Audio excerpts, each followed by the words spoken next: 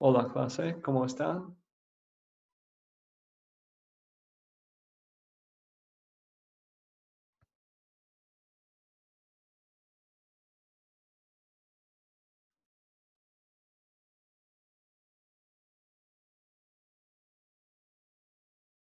Muy bien, gracias, Sage.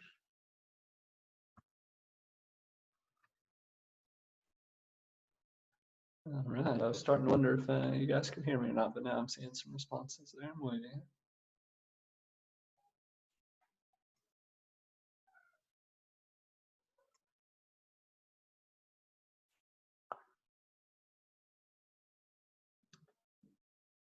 All right. ¿Qué han hecho ustedes en esta semana?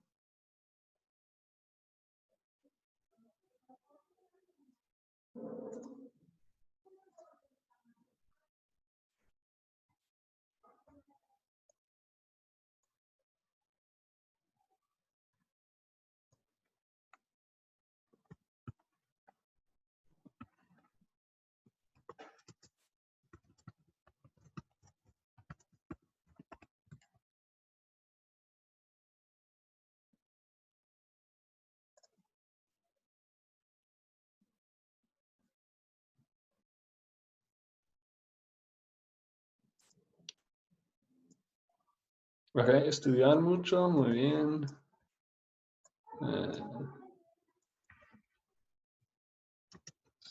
Estudiar mucho, ver las clases canceladas.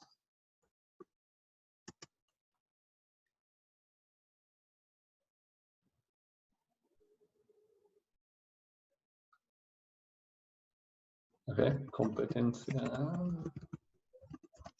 de patinaje.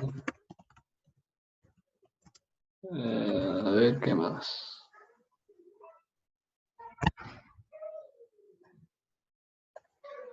Estar enferma.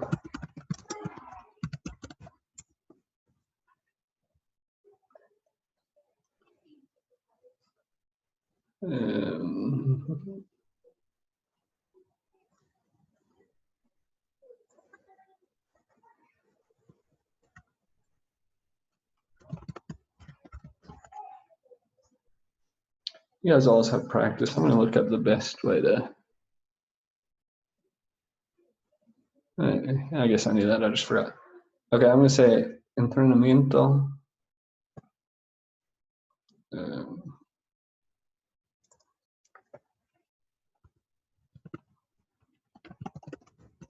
atletismo. Okay, dar un examen.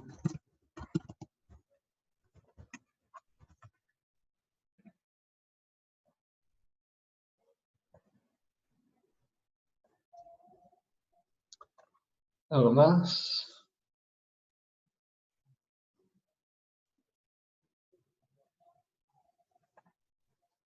Okay, descansar.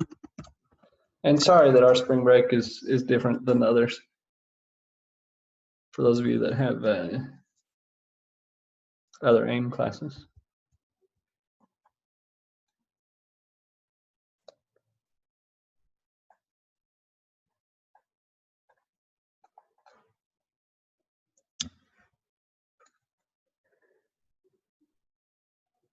All right.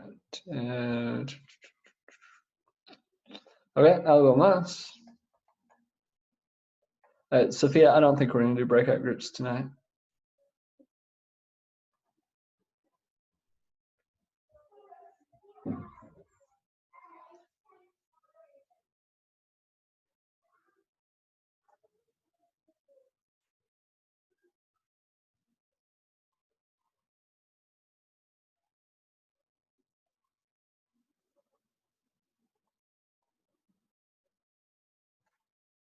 Okay. Okay, algo más para la lista.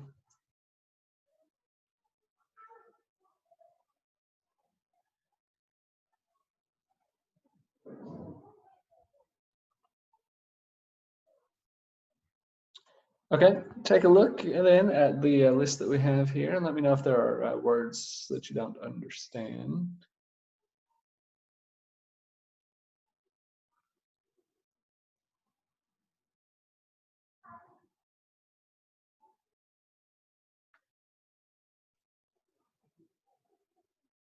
Patinaje. Okay, we have seen that word a time or two before. Who knows what it means? Patinaje.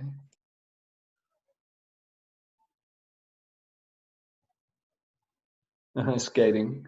Now she was referring to ice skating, but this is just skating in general. So patinaje sobre hielo, we could say, if we wanted to say ice skating. Okay, muy bien. What other words?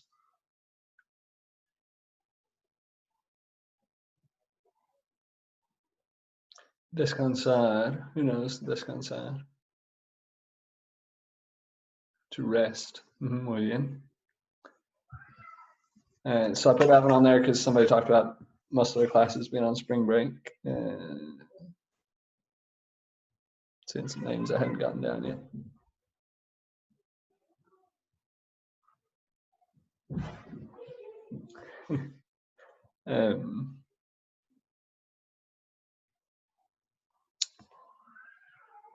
All right. Any other words you don't know there?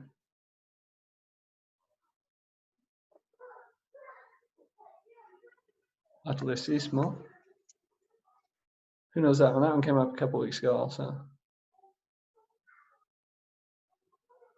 Anybody remember?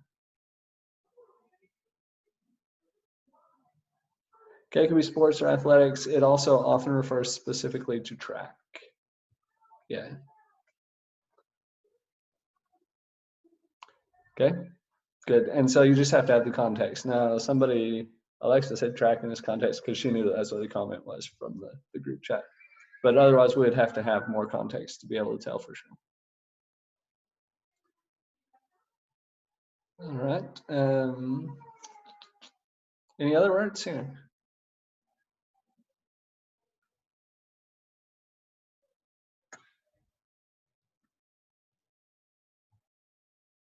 Mia's eating breakfast. We just ate dinner. Okay, muy bien. Drew says Rob would never do that.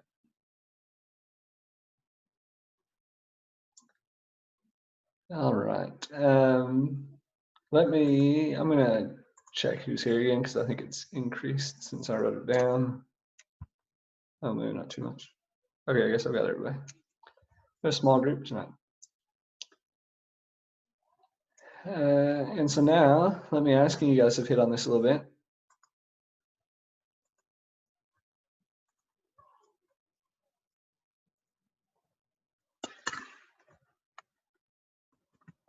¿Cuáles son las noticias más importantes de esta semana?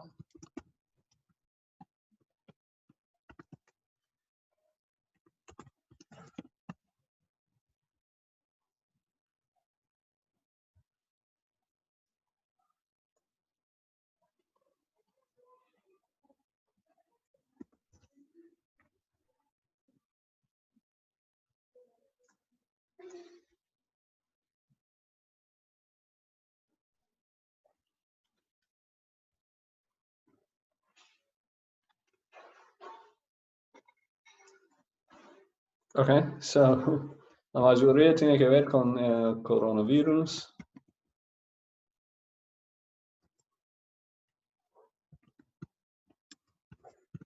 Vamos a viajes europeos, partidos de básquetbol.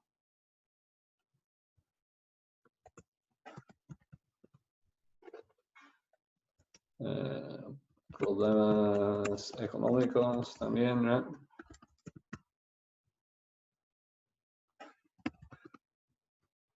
Ok, ¿qué más?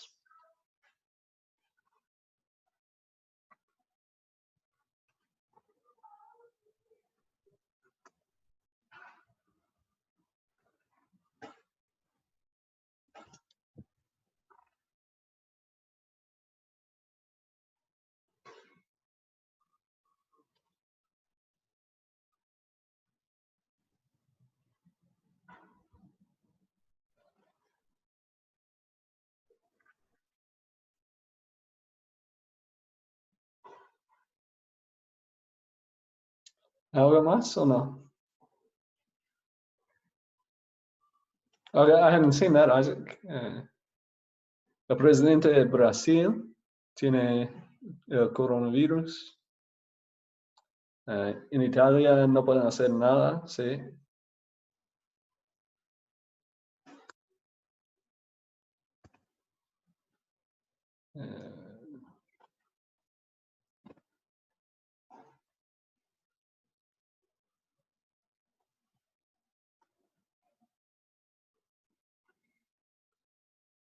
Okay, Mia says that the death toll in Italy has been very high. Let's talk about that for a minute. Has anybody seen reasons for why that is?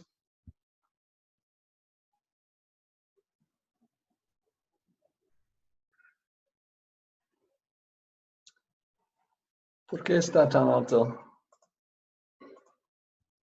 ¿Por qué hay tantos problemas en Italia?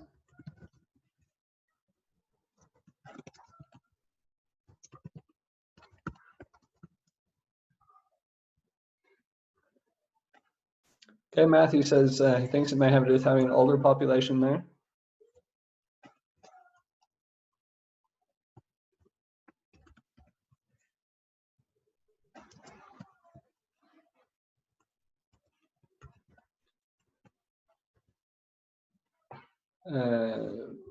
Por su manera de saludar. Okay, so their form of greeting. Right, they give a kiss on the cheeks, right? Which can transfer those germs much more easily.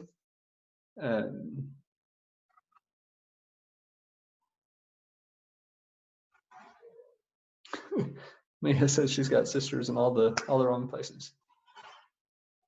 Oh, the press secretary for the Brazilian president. Okay, thank you, Isaac, for clarifying that. Okay, another factor that I saw, I've seen both of these things mentioned as well about Italia. Another one that I saw was that mucha gente fuma. You guys know what that means?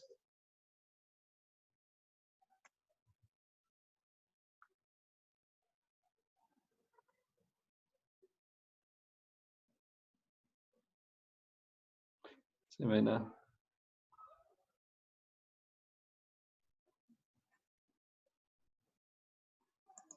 So we got a verb here, fumar. Fumar means to smoke.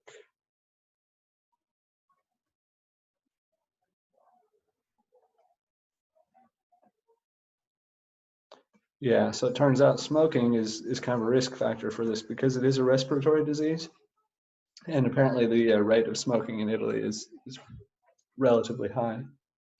Now, interesting thing for us about this is that España también tiene estas mismas circunstancias. So in Spain, all three of these things apply. Hay una población más vieja. Su manera de saludar también es dar el beso. Y también se fuma mucho aquí.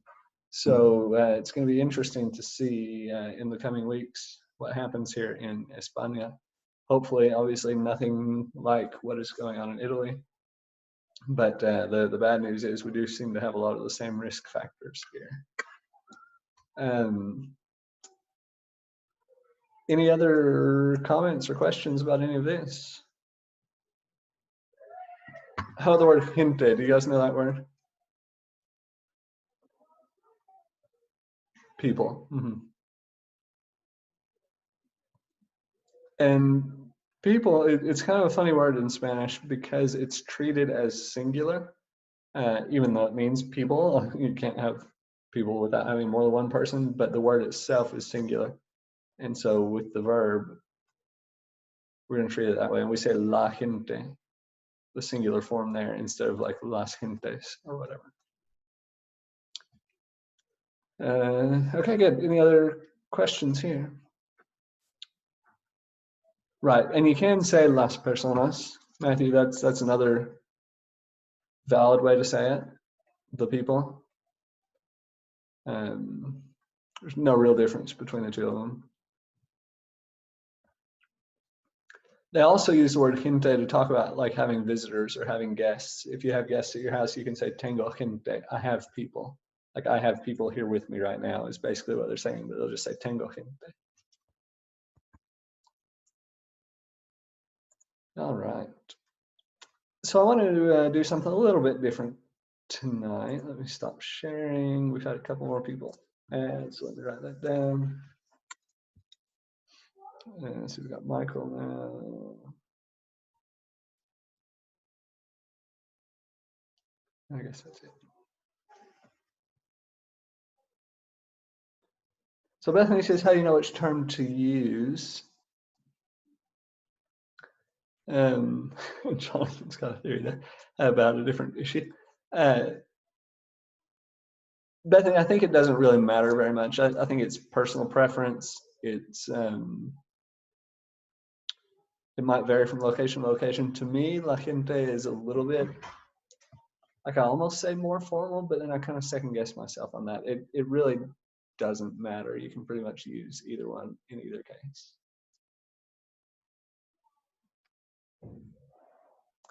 All right, great question. So, as I think I've mentioned before, my two older sons take a guitar class here. And we go to a school that's just a couple blocks away from here. It's just regular elementary school, but they offer this class after school. And we got over there on Monday afternoon, and we were going in, and somebody stopped us at the door and said, "Hey, did you hear? We're not having class today. El maestro está en cuarentena." Cuarentena. What does that mean? El maestro está en cuarentena. See. So he didn't have a phone number to contact us, and so everybody else knew, but we didn't know. But somebody went over there to let us know, I guess. Anyway, later he sent me a text, and I thought it would be, as I read that text, I thought this would be really good for class. And so we're gonna go through it. Now, what I'm gonna share here is the wording of the text, but to get it from my phone to the computer, I could export it, but it was just like a straight text file, so I just kind of recreated the text format here to make it a little bit easier to read. So can you guys see what we've got here?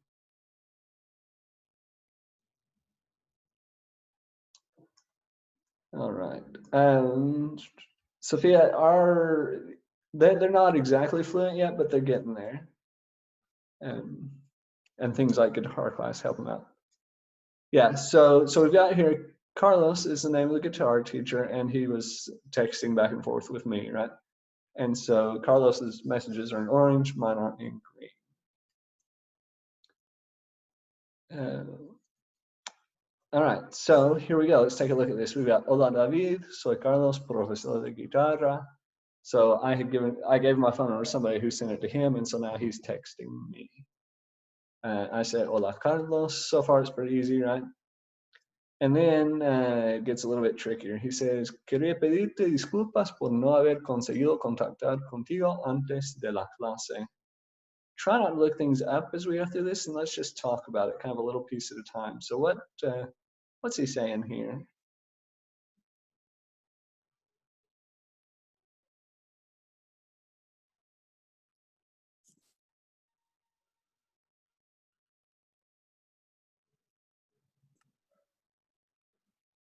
Okay, something about contacting because of class. He actually doesn't say anything here about contagious, although there are some words that kind of look like that. Bethany says, I want to apologize for not telling you that class was canceled. Yeah, that's basically it. So, quería pedirte disculpas. Is that word familiar to anybody? Disculpas or disculpa? It basically means sorry, yeah. It can also mean like, excuse me, that's what you use. If you bump into somebody, you can say disculpe. If you're trying to get through somewhere and it's crowded, you could say disculpe. So it's kind of used in a lot of different ways, but it basically has to do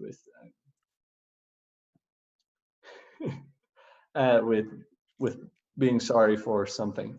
It's got in it the word culpa. Does anybody know what culpa means?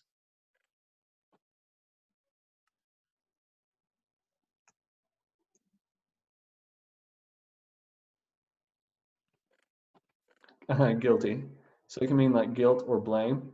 So to disculpar is like to remove guilt or remove blame from yourself. And you're right, Matthew, it does look like culprit and it is related to that. Although I'm not sure I'd ever realized that before. So yeah, to remove guilt from yourself. So hey, sorry, I want to apologize. I want to remove this guilt for having not gotten in touch with you. Conseguido it comes from conseguir, which means like to achieve in this case. So I'm sorry that I wasn't able to contact you. Okay, so then I said, no hay problema, no tenías cómo contactarnos. What did I reply to him there?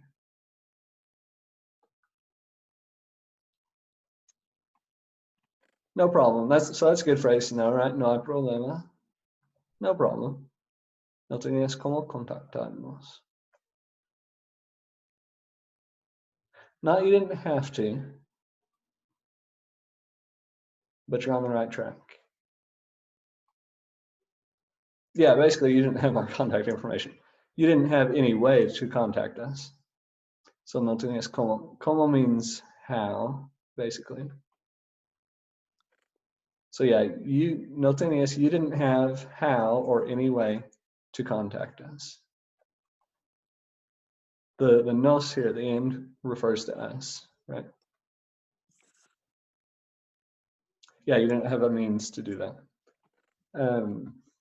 Okay, and then he replied, hemos buscado tu número de teléfono, pero no lo hemos encontrado.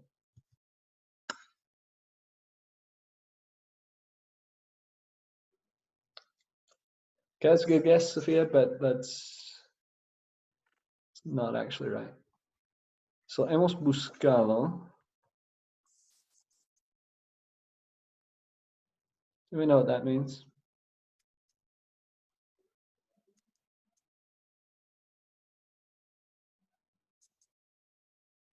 We looked for tu número de teléfono, your phone number, pero no lo hemos encontrado, but we didn't find it.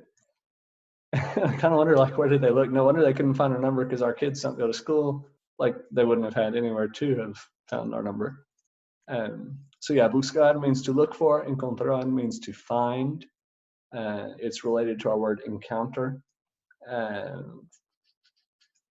And here in Spain, they use this form a lot, where they'll say, like, they use the verb haber, which means to have, like to have done something. So traditionally, in a traditional Spanish class, they would teach you 2 ways to talk about the past, but this is actually a 3rd way that they don't teach until later. But it's very, very common here, and so strictly speaking, it means like I have or we have looked for your number, but we have not found it. That's not how we would say it in English. That's not how they would say it in a lot of Spanish-speaking countries, but that's how they say it here in Spain. But it just means we looked for it. We couldn't find it. Good. Any questions about what we see here so far?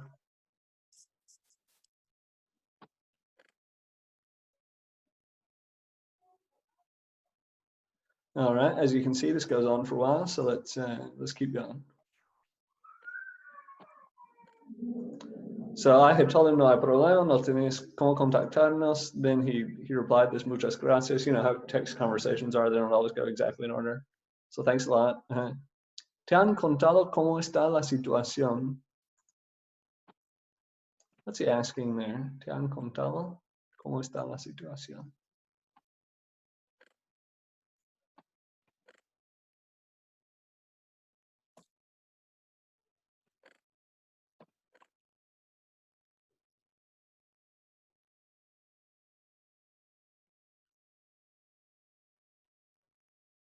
Okay, you're on the right track, Sage.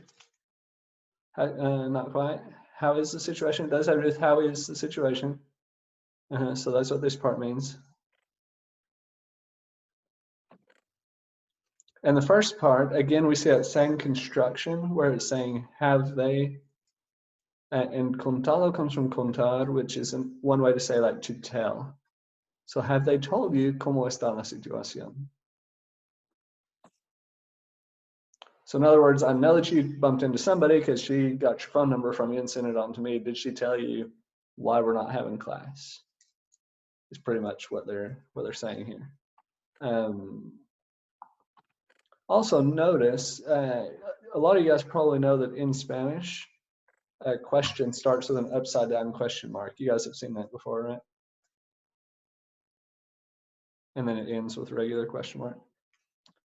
Why doesn't he have that here?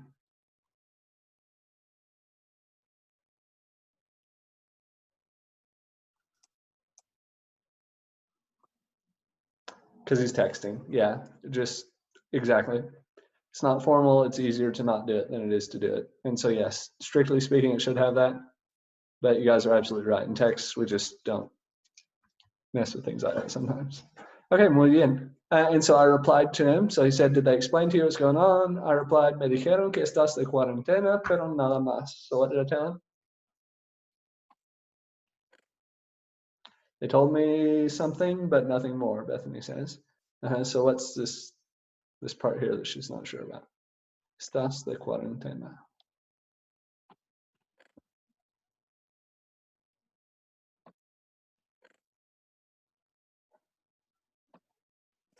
Cuarentena is quarantine. That you are quarantined, exactly, Bethany. Muy bien. So they told me that you're quarantined, but nothing besides that. So I don't know what your situation is. I just know you can't leave your house. Okay, muy bien.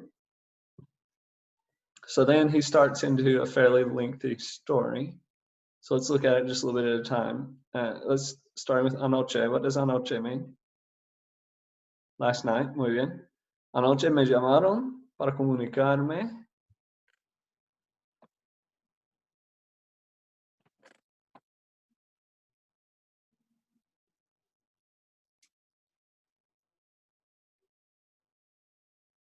You're on the right track, Matthew, not quite.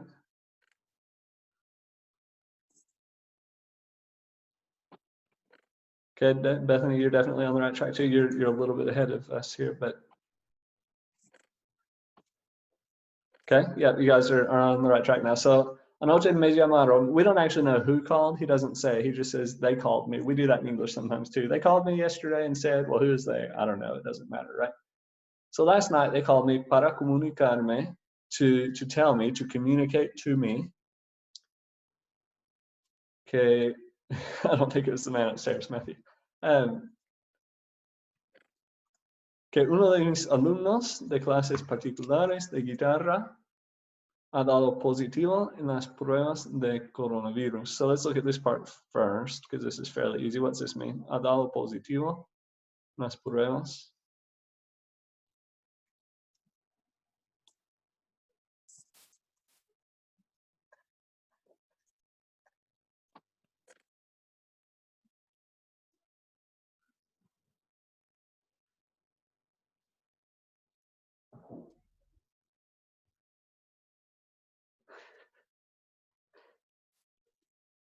Jonathan's multitasker. What's this part mean? Ha dado positivo. Okay, tested positive for coronavirus, but it's not actually him, and we'll go back and look at this in a second. But he's saying somebody has, and we skipped over that part. But yes, has tested positive for coronavirus. Now let's go back and see who it was. So, uno de mis alumnos, one of my students, muy bien. And then de clases particulares de guitarra. How about that part?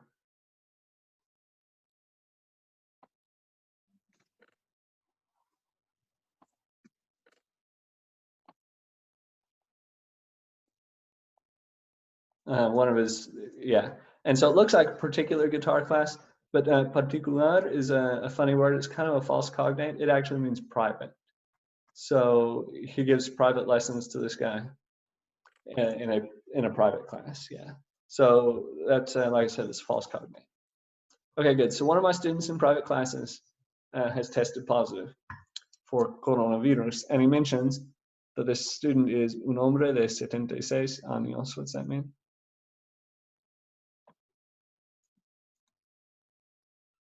He's 76 years old. Muy bien. Hombre is man, right? So he's a 76-year-old man. So that's not good news, obviously.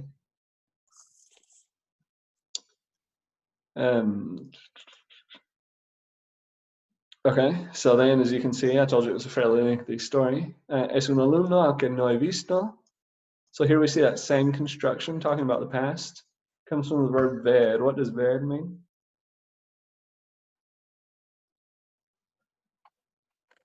It means to see. Alexa, I can see how you'd think it means to go because we say like voy, vas, va, and it sounds like those might come from ver, but that's coincidence. Ver means to see. So, al que no he visto, so he's saying I haven't seen him desde hace 11 días. What's that? What's that mean? I haven't seen him for 11 days. Muy bien. Porque en la última semana se encontraba con mala salud. So why hasn't he seen him in 11 days?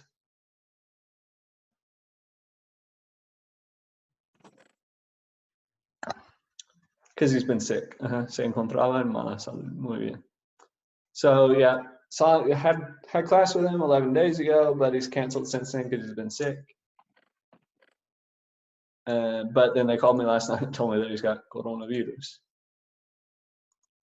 And he says, pero justo en la última ocasión que estuve con él. So what's that first part mean? Pero justo en la última ocasión que estuve con él. The last time I saw him, last time I was with him, ya se encontraba mal desde el día anterior.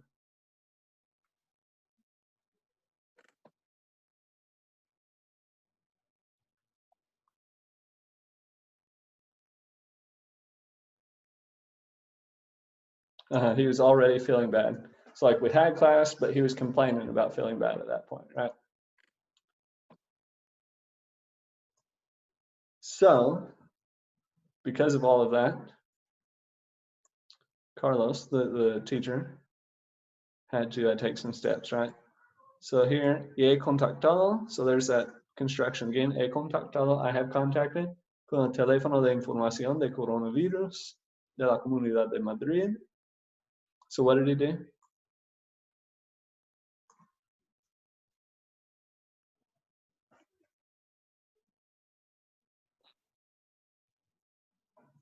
Contacted the coronavirus hotline here in Madrid. Muy bien.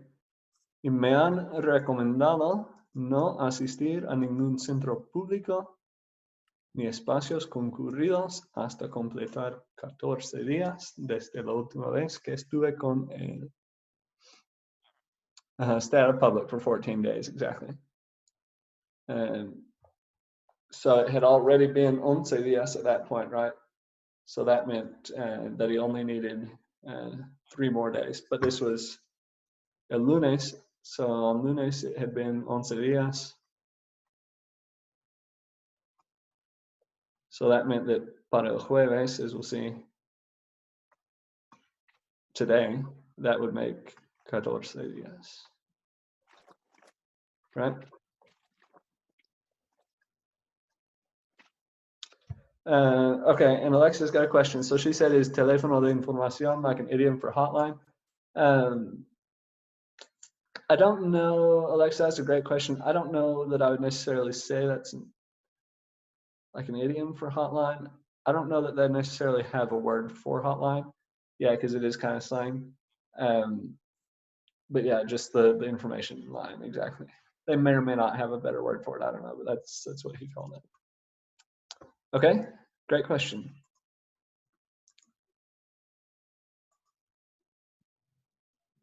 Okay, so then I replied, I said, bueno, ojalá que llegues el jueves sin síntomas. What's that mean?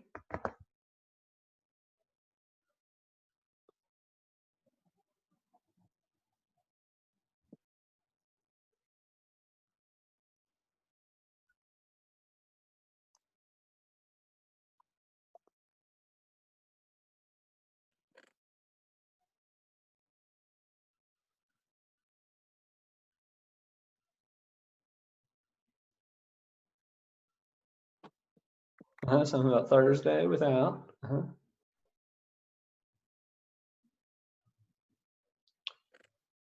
What's ojalá mean? We actually mentioned that word maybe just last week, a couple weeks ago. Anybody remember? It's when we were talking about Arabic for some reason.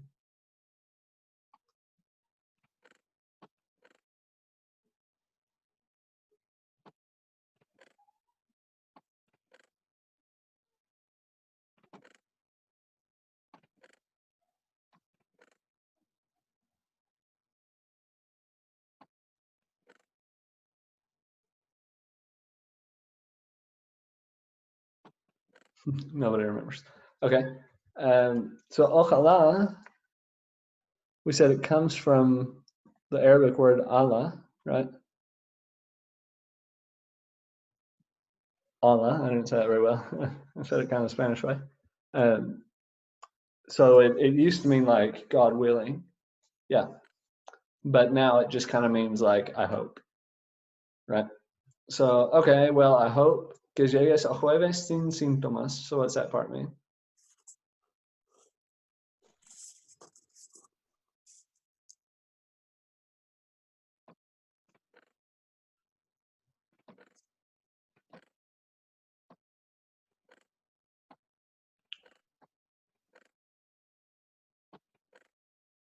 Right. That you arrive at Thursday or that you make it to Thursday without symptoms. Muy bien. Okay, and then I added y que recupere el alumno también. How about that part?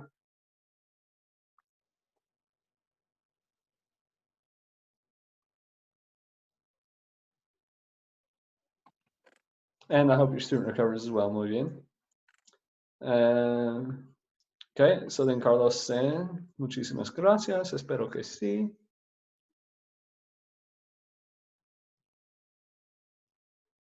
Sí, thanks a lot. How about espero que sí? I hope so too. So this word esperar, this is kind of a funny word. It means because it means two things that we think of as being fairly different things. It means to hope, which is how he uses it here. I hope so. But it also means to wait for, or just to wait. And somebody did a project this week. I don't remember who it was or which project it was even, but they used espera, and they said like, and so to wait, it also can mean kind of like expect. So it said, esperan que, basically it said they expect that there will be many more cases like of coronavirus, for instance, but that could be misinterpreted to mean they hope that there will be a lot more cases of coronavirus. So the word could be tricky. That person used it correctly. It just has those two meanings that are not necessarily interchangeable. And so, yeah, so you got to be careful with it. And you got to think about context with it.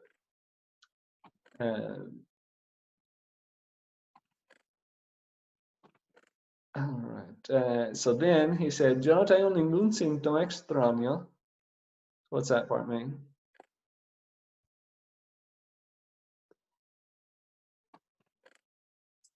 It's taking us a while to go through this. It kind of took that long in real time too, because you know how it goes when you're texting back and forth. I don't have any strange symptoms. Muy bien. Mi novia se encuentra un poco peor.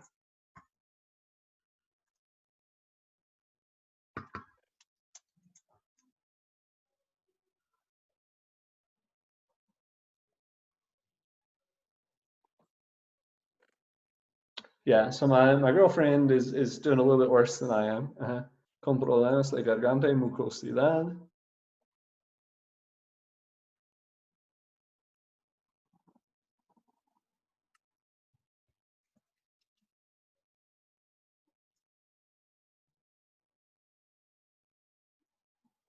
With some mucus, and garganta is throat, so like her throat's bothering her. She's kind of got some phlegm or whatever. Yeah. So he's really talkative. Yeah, he's giving us some information here. That's not uncommon in Spain. Sometimes they'll share more than what we're accustomed to. But he says, pero mediante un test telefónico.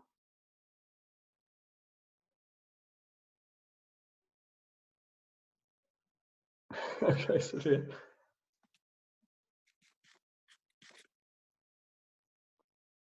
Mediante un test telefónico.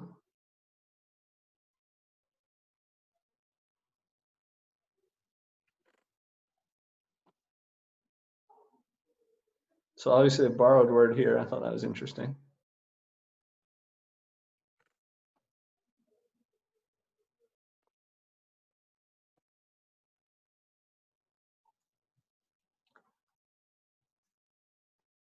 So here, and I don't know how it is in the United States right now, but So telefónico, of course, refers to the phone. We talked about the hotline before, right? That's what they're telling people. If you have reason to believe that you might have coronavirus, they're saying don't come to the hospital. Call us on the phone instead. And so that's what they did. And then they kind of walk them through some questions and things. And so that's what he says. So yeah, my girlfriend's got these symptoms, but we talked to him on the phone, and here's what they told us. Nos han dicho, this is what they told us. Que si no tenemos fiebre, what is fiebre? Fever.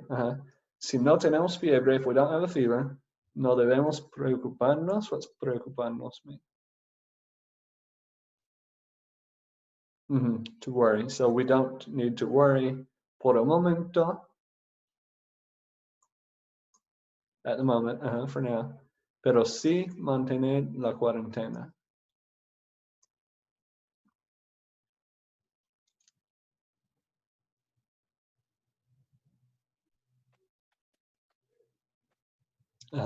So they tell us you don't need to worry, but you do need to stay in quarantine, exactly, for the 14 días.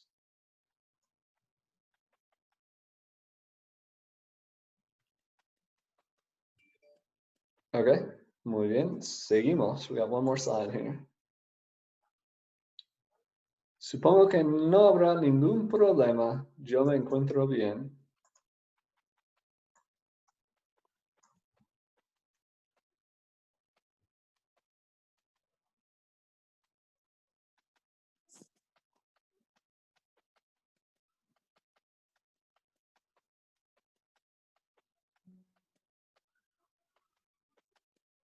I don't think it'll be a problem. I feel good.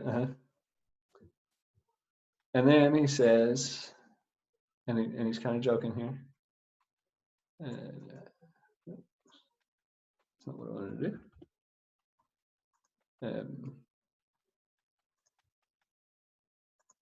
He says, esto me ha sucedido por enseñar la cumbia del coronavirus a los alumnos del colegio.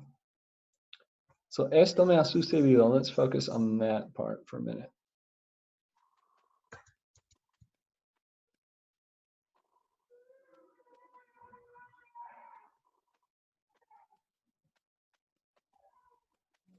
It's my luck. That's a good guess, but no.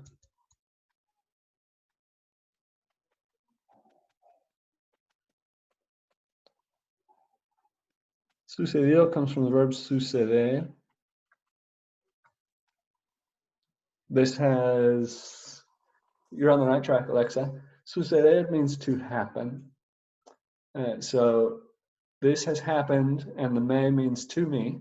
So this has happened to me.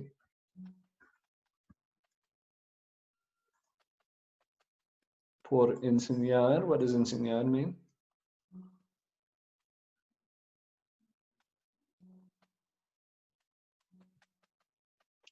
For teaching, or because I was teaching.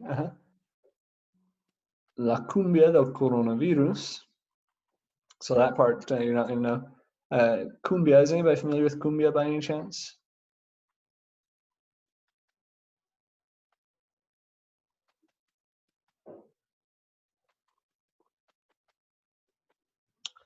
It has to do with a song, exactly. Cumbia is a style of music from South America. And so somebody has created this song and posted it on YouTube. It's called La Cumbia del Coronavirus. And a week ago, on Wednesday of last week, he shared this song and taught the students how to play it, right? So it says, esto me ha sucedido por enseñar la cumbia del coronavirus a los alumnos del colegio. Mia, we've just been going through this.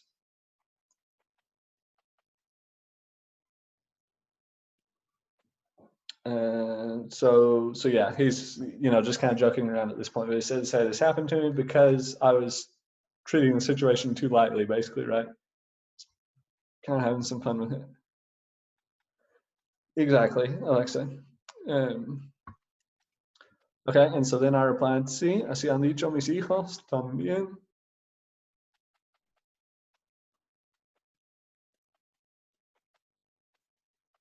See, of course, means yes. How about así? You're on the right track, Alexa, but that's not quite right.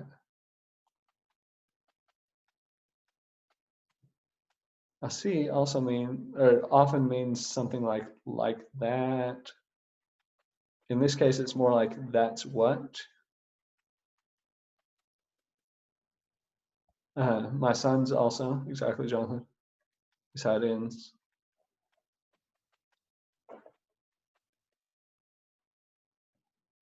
So yes, that's what my sons also han dicho, said.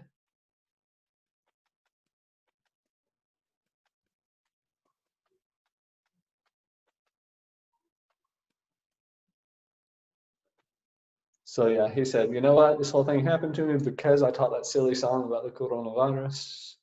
And I said, yeah, that's what my son said too when they found out that you're in quarantena. Yeah, exactly.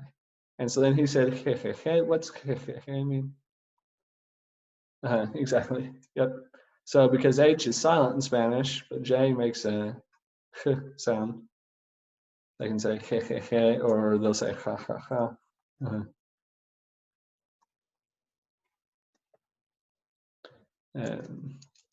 Espero que todo quede en un susto. So there we see that espero again. I hope.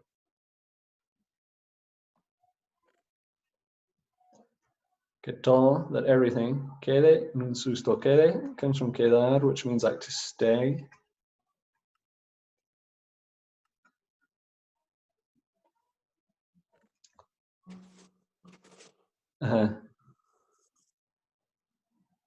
En un susto. So a susto usually, and I'm going to be honest with you, I don't actually know what he meant by this. I mean, I know in general what he was saying, but a susto is usually like a scare or like getting startled. So I think what he's saying is, I hope that this was just, I hope it ends up that all of this was just precautionary, basically, is what he's saying. That this wasn't anything more than a scare, nothing comes of it. Hope it's all overhyped. Yeah, Jonathan, that's a good way to put it. Matthew, would you ever see written in a formal setting, like in a book? In a dialogue, yes, you might see it written that way. Now, you wouldn't see it written like in an informational text, for instance. But if you're reading a narrative book, a story, then yeah, you might see it. Yeah. Okay. And somebody mentioned a minute ago, it's kind of like saying LOL. I think, and you're right, but I think they actually probably just use LOL here as well. And something like ha ha ha would often, like I said, it would be like saying ha ha or whatever. But obviously he did use it like LOL here, but I think it's also common. I could be mistaken about this, but I think LOL is probably well enough known that it's just been adopted. All right.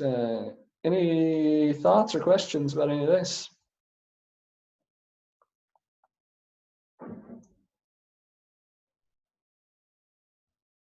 You guys heard something I didn't hear.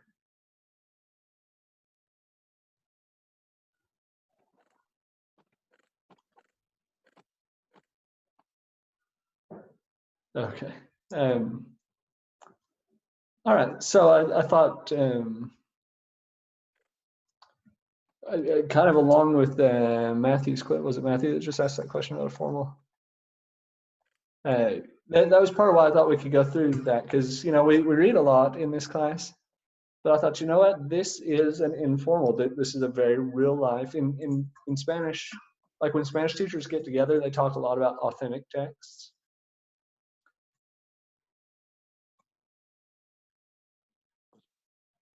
Mia, I had never thought about that, but that's a good point. And almost everything that we use in this class is an authentic text. It's written by Spanish speakers for Spanish speakers, right? But this is an authentic text as well. This is real world communication. But when we're watching the news and things like that, it's a formal setting. It's kind of academic writing. It's not really academic writing, but close to it. But this is just conversational writing, right? Now, obviously, I'm not a native Spanish speaker, but it was still just intended to be in the moment communication between two people in an authentic setting. And so I thought, it would be good for us to get that informal practice, because we don't do that usually. All right, let's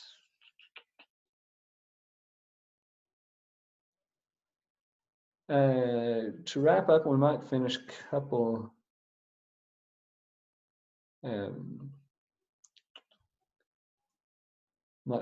minutes early tonight, but let's just touch bases about a couple of things. So we've got our new topic for this week. Has anybody looked at it yet?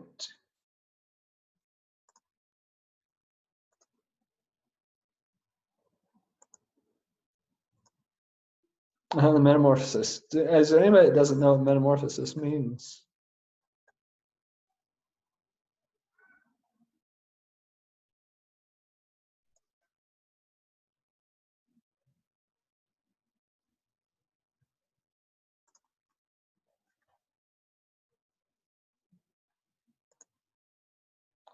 And my chat disappeared. There it is. That happens sometimes. It means to change or transform, to shape shift. Yeah. So a change, basically. Good. So yeah, change could be about lots of different things, and so that's what your topic is going to be for this week. Last week was the Odyssey. I forgot to mention too last week the Odyssey. And Odyssey, of course, is a journey, and as always, we got lots of really interesting and different things on that. The book, the Odyssey, is a very, very, very old book, right? Written by Homer, what, like 3,000 years ago or something. And it's about a man named Odysseus, right? And that's where the word Odyssey comes from. Odysseus, I think is how you spell it. I've never read it. Jonathan says he read it earlier this year.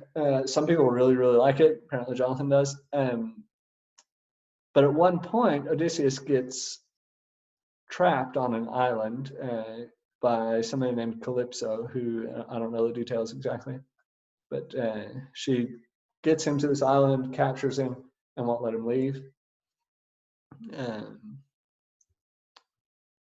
And then anyway, the island that we stayed on a couple of weeks ago is, according to legend, where that happened. So I told you guys when we looked at Malta pictures last week, that island of Gozo is supposed to be the same island where Odysseus was trapped by Calypso.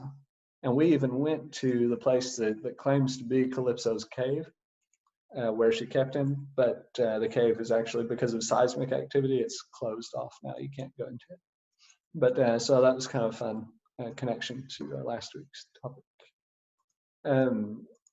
This week, the metamorphosis, we've had one person turn in already. The other thing that I wanted to mention to you guys is I have added one thing to oh,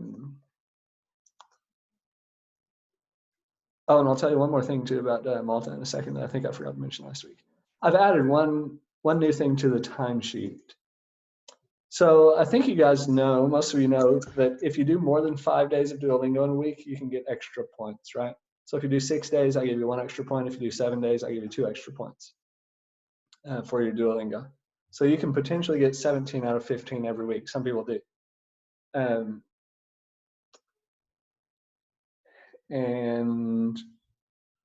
But I'm adding a new thing this week, and we're going to see how it goes. At the very end, it says, and it shows up as 0 points because this is going to be extra credit as well. Did you spend more time doing things in Spanish this week than you did last week? The expectation is 45 minutes a day, 5 days a week, right?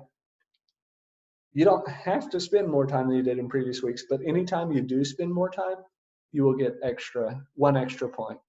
So we're going to try that out this week and see how it works. I hope, because there are some of you that kind of struggle, and so you lose points every week because you don't necessarily get your 45 minutes every day. I thought, even if you only got like 15 minutes a day this week, but then next week you got 20 minutes a day, that would be more, so you could get an extra point for that. If you're already getting your 45 minutes a day, you can still get extra points for All right. Any questions about that?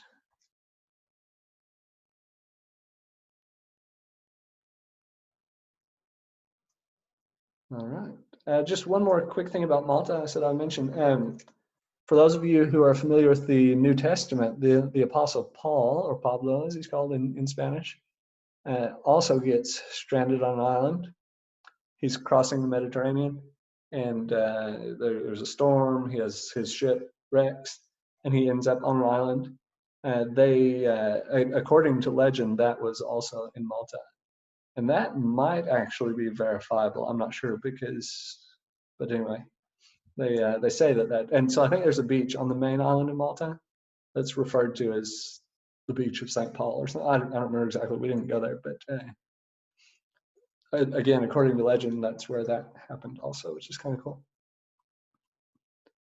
All right. Well, I have talked myself out of my voice tonight. You guys have a great week. Oh, yes. Pablo is the Spanish version of Paul. You guys have a great week, and I will talk to you in la semana que viene.